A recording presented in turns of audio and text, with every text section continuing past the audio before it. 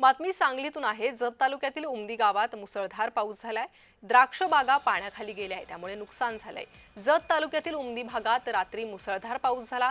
द्राक्ष बागांमध्ये पाणी शिरलेलं आहे आणि या पावसामुळे शेतकऱ्यांचं अतोनात नुकसान झालंय। मुसळधार पावसामुळे अनेकांच्या घरात पाणी शिरलं। यामध्ये तालुक्यातील मोठे ओढे नाले वाहू लागले, तसंच या भागातून वाहणारी बोर नदी दुथडी भरून वाहू लागली आहे। पाणी शेतात साचलेलं आहे, त्यामुळे द्राक्ष बागायतदारांचं नुकसान झालेलं आहे। द्राक्ष बागा पाण्याखाली गेल्या, शेतकरी अडचणीत आलेले आहेत।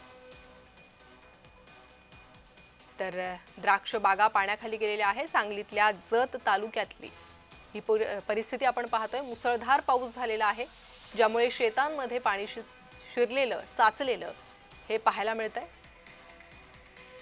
द्राक्षाची झाडं पाण्याखाली गेलेली आहेत।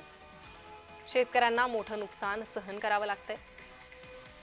मदतीची मागणी आता शेतकरी करू लागलेले आहेत।